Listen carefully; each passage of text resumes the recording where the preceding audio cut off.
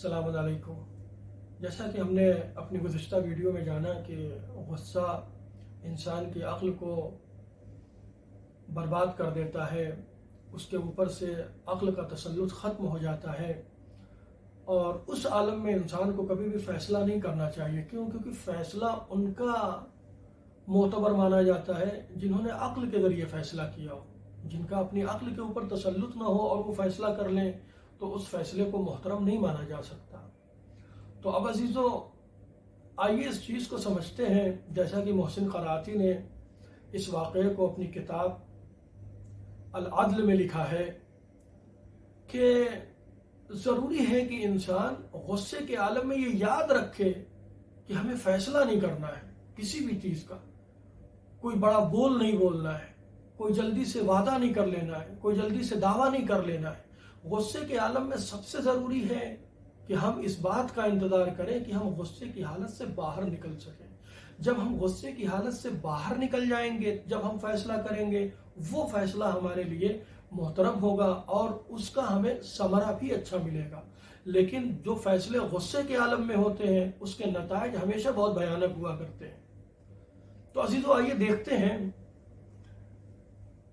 محسن قرائتی بیان کرتے ہیں کہ ایک شخص کہ جو اپنا گھر شہر کے باہر بنوائے ہوئے تھا اور وہاں وہ اپنے ایک چھوٹے سے بچے 2-2.5 سال کے بچے کے ساتھ رہتا تھا، اور چونکہ شہر کے باہر گھر تھا تو گھر کی حفاظت کے لیے اس نے ایک کتا بھی پال رکھا تھا۔ ایک دن اسے کچھ جلدی میں سامان لینے جانا تھا اور دکان بھی بہت نزدیک تھی، تو اس نے سوچا بچے کو کیا لے کے جاتا ہوں جلدی سے اور سامان لے کے آ جاتا ہوں۔ گیا اور کسی وجہ سے تھوڑی دیر ہو گئی۔ جب واپس آیا تو دیکھا گھر کی دہلیز سے کتا باہر آ رہا ہے اور اس کے منہ سے خون ٹپک رہا ہے۔ اس کو دیکھتے ہی غصہ آیا کہ شاید میں اس کو چھوڑ کے گیا اور اس نے میرے 2 سال کے بچے کو کاٹ کھا لیا ہے اور اس نے اسے قتل کر دیا ہے۔ یہ سوچتے ہی اسے غصہ آیا اور اس نے اسی غصے کے عالم میں بندوق نکالی اور کتے کو گولی مار دیا۔ اس کے بعد اپنے بچے کے احوال کے لیے وہ گھر میں بھاگا۔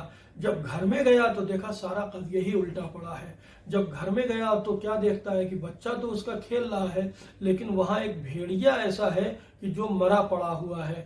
تب اس کو یہ ماجرا سمجھ میں آیا کہ شہر کے باہر گھر تھا، بھیڑیا کسی وجہ سے گھر میں گھس گیا، چاہتا تھا کہ میرے بچے کو نقصان پہنچا دے، لیکن اس کتے نے ہر حال کوشش کر کے خود زخمی ہو گیا، لیکن بھیڑیے کو اس کے بچے تک نہیں جانے دیا۔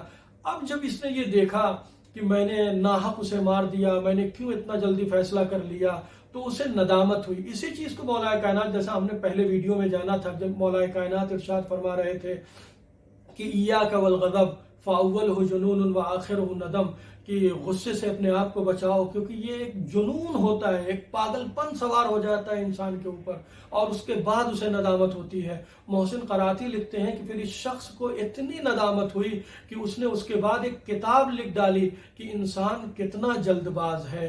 تو عزیزو، ہم کوشش کریں کہ سب سے پہلے یہ جانیں کہ غصہ ہم کو کن وجوہات سے آ رہا ہے، اور ہم یہ اپنی کیفیت جسمانی کو سمجھ کے فوراً ہوشیار ہو جائیں کہ اس وقت دماغ میں گرمی ہے، اس وقت ہمارے اعصاب ہمارے کنٹرول میں نہیں ہے، تو ہمیں کسی بھی طرح کا کوئی فیصلہ نہیں کرنا ہے۔